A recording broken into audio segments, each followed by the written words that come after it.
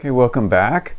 We're on day 2, lesson 4.2, and it starts out with this activity, who will win the last banana? Suppose you're on a desert island playing dice with another castaway. The winner's prize will be the last banana. Here are the rules of the game. Each player rolls a die, so for each trial of this, there'll be 2 die rolled.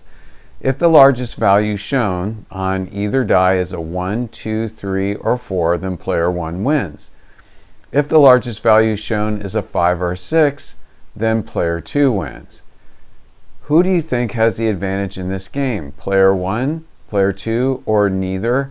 And we made our best guess, which was, we went with player 1 because if you look up at the ways to win, that player could win with more numbers than player 2. So we went with that.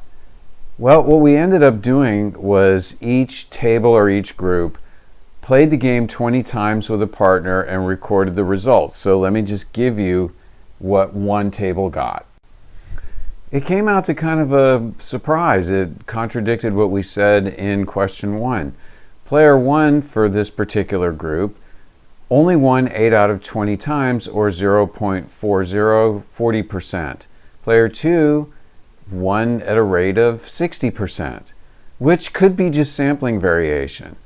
You know, we only have 20 attempts at this game, so we would need a lot more to see if a trend develops. So we compiled for the entire class, and here's what we ended up with.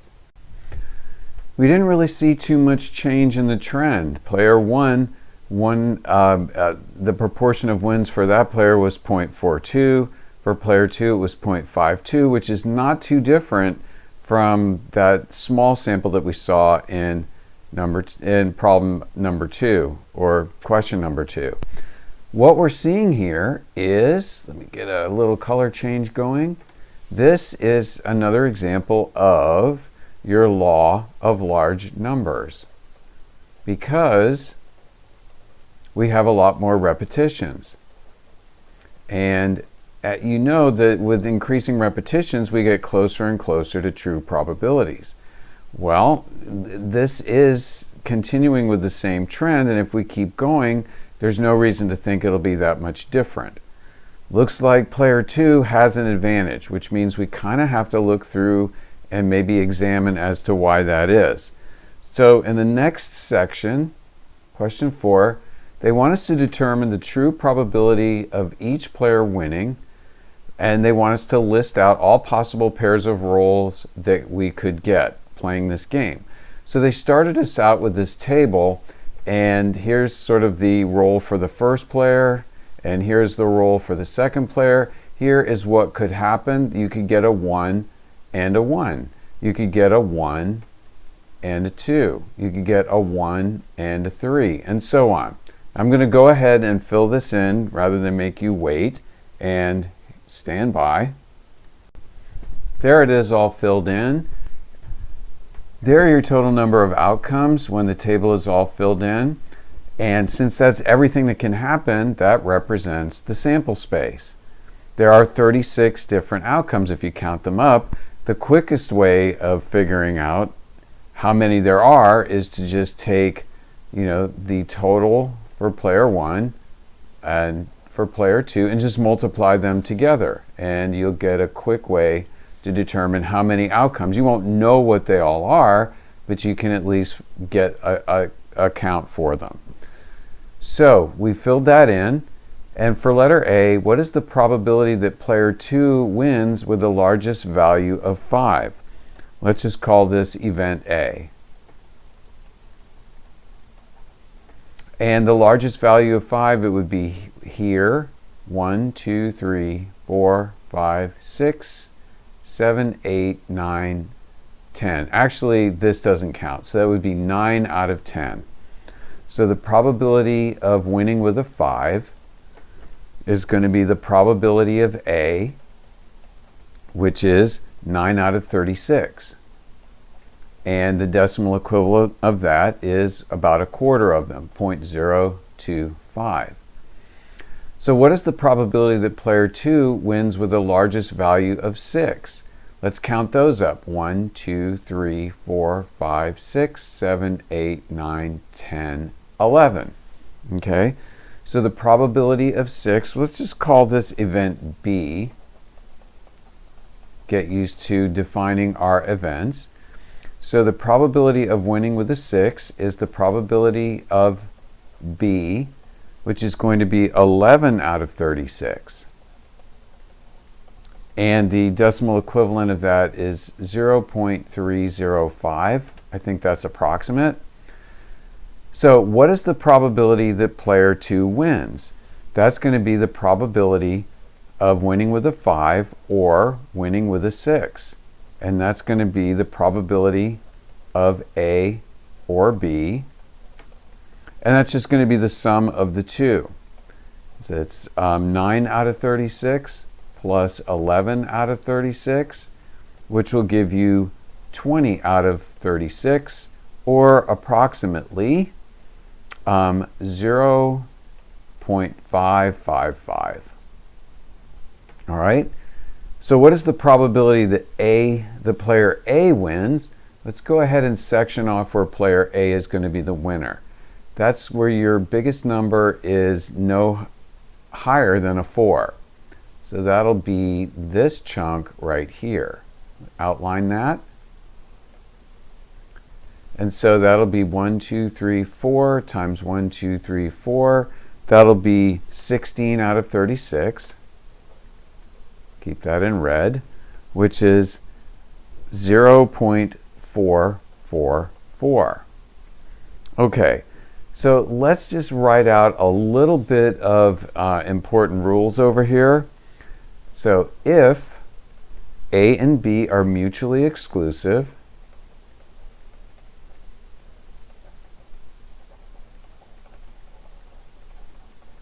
and mutually exclusive just means that these events can't happen at the same time, you have a formula for that, which is the probability of A or B is going to be the probability of A plus the probability of B. And we found that out right here. Okay?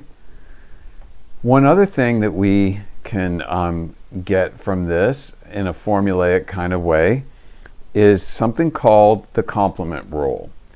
And let's go ahead and just kind of highlight that here. So that's complement. And it's not spelled the same way as if somebody's complimenting you. It's complement. So that's your complement rule that we're about to show. And that is, if the probability that player 1 wins equals 1 minus the probability that player 2 wins. I mean, that's all that can happen. Player 1 wins or player 2 wins. So that's your entire sample space. Where I put in red here is player 1 winning. Where it's outside of that, player 2 is winning.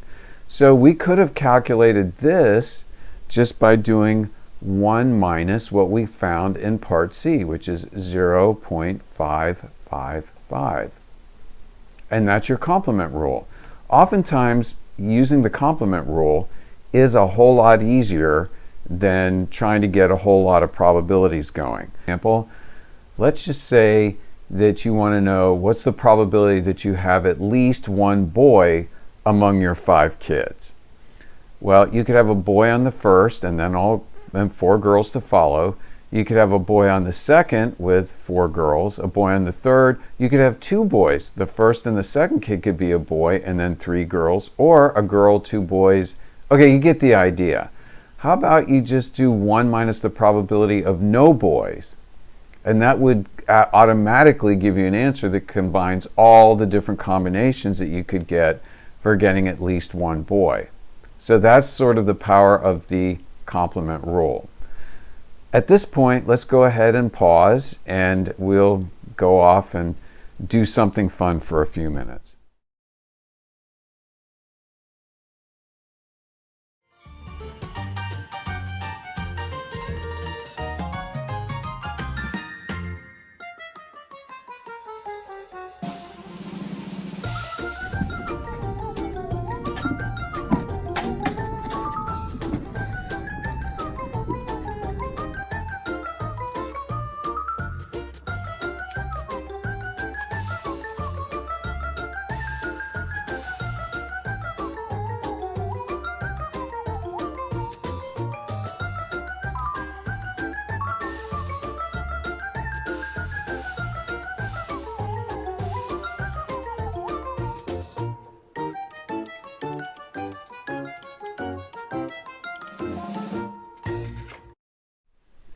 All right, we're back. I hope you enjoyed that little pause that refreshes.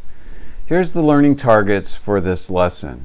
The first one defines what a sample space is and gives a couple of basic probability rules. So the sample space is a list of all possible outcomes, and we made one of those for the who gets the last banana game on the first page. Remember, we listed all the different pairs for rolling 2 die that you could possibly get. All right, so that's a sample space. Each probability within the sample space is a number between 0 and 1. 0 is impossible to occur. 1 is certain to occur.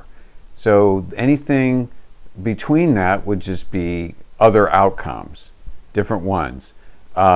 Least likely ones would be small numbers, relatively, closer to 0 that is. And things that are more likely to happen are numbers that are past 0.5 and getting closer to 1. But you cannot have a probability of 1.2 because you can't get any better than certain. You cannot have a probability less than 0. There are no negative probabilities. You can't go below impossible. So between 0 and 1. All of the probabilities that are within your sample space have to add up to 1. They just have to. That leads us to the complement rule.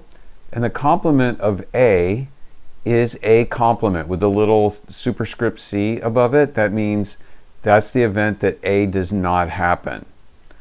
You can calculate, if you know one, you can get the other.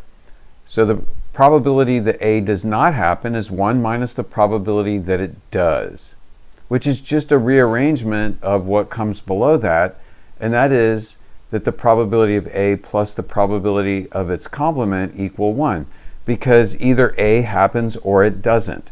If you focus in on that event, that's all there is. It either happens or it doesn't. So each one has a probability. That means the other one is 1 minus the probability of the one you know. Remember that this is already pre-written, so make good use of your pause button in case you are writing this out. And then learning target number 3 has to do with mutually exclusive. Remember in that previous game, you can win with a 6, you can win with a 5 if you're player 2, but those things can't occur together. You can't win with a 6 and a 5. I mean, yes, you could have a 5 and a 6 among your 2 rolls, but you only look at the biggest number. So whatever is smaller than that really doesn't count. In other words, you can't say, oh, I win because I got a 5, and then turn around and say, oh, I won because I got a 6. No, you only won because you got the 6. So mutually exclusive, these are events that have no outcomes in common. All right? You cannot be a freshman and a senior in high school at the same time. Those events are mutually exclusive. They can't occur together. However, you can be a female and a senior in high school at the same time because those events are not mutually exclusive. They can happen together. If your events are mutually exclusive, then we have a formula for the union, or saying the probability of A or B, and that's just going to be the sum of the 2 probabilities, right? You flip a coin and the probability of a head is 0.5, the probability of a tail is 0.5. Since those can't happen together, the probability of a head or a tail, well, that's all that can happen. That's going to be 1. But there is no such thing as getting a head and a tail if you're flipping one coin. It cannot happen together. If you flip 2 coins, they can, but if you flip 1, heads and tails will be mutually exclusive. If you flip 2, they won't be. See the difference? Okay, but the key here is this formula right here, the formula for the addition rule for mutually exclusive events, because we're going to use it. Okay, so get that all written down, and then come back and we'll look at lesson application 4.2. So how prevalent is high cholesterol? If we choose an American adult at random, here are 2 events, and this is always a good thing to define your events. Event A is that the person has high cholesterol, and they define what that is. That's going to be 240 milligrams of cholesterol per deciliter of blood or above. Event B is the person has borderline high cholesterol, which they define as being between 200 to just below 240 milligrams per deciliter of cholesterol. And they happily give us a couple of probabilities. So according to the American Heart Association, the probability of A, which is high cholesterol, is 0.16. And the probability of B, which is borderline, is 0.29. The reason that both events A and B are mutually exclusive is because if you get your cholesterol measured, it'll either be high or it'll be borderline, but it cannot be both at the same time. You can't have a person with both high and borderline cholesterol at the same time. They cannot occur together. That makes them mutually exclusive. Say in plain language what the event A or B is, and then find that probability. That's where you pick a person at random, and the person has either high or borderline high cholesterol. And to calculate the probability of high or borderline is the sum of the two based on the addition rule for mutually exclusive events, since they can't happen together. So all we have to do is add the two probabilities, and you get 0.45. Writing this out in words is fine. It communicates directly what you're trying to say. But since we up here had A and B defined as events, we could have spared ourselves writing out all the words and just, defer to the symbols. That'll just make it easier. All right, well, this is not a complete sample space, because borderline high or high negates us even considering the fact that a person could be normal, but that would round out your sample space. You're either normal, borderline high, or high. There are no other options. So they define C as the event that a person chosen has normal cholesterol, less than 200 milligrams per deciliter. And we're supposed to find that. The easiest way to do that is using your complement rule. So the probability of C is the same as probability of choosing a person at random and having them have normal cholesterol is 1 minus the probability that we found in part 2, that a person is high or borderline. Because again, that rounds out the sample space. The only thing that's missing is the normal. So if we add together the high and the borderline and subtract those from 1, we're going to get the probability that's left over, and that'll be the one for a person that's normal. And so 1 minus 0.45 that we found here will give us the probability of C, and that's 0.55. So that's it for today's lesson. I'm going to do a companion video where I'm going to expand a little bit on these basic rules for probability, maybe go into them a little bit more detail. So stand by for that. In the meantime, I appreciate that you were watching, and have a good day.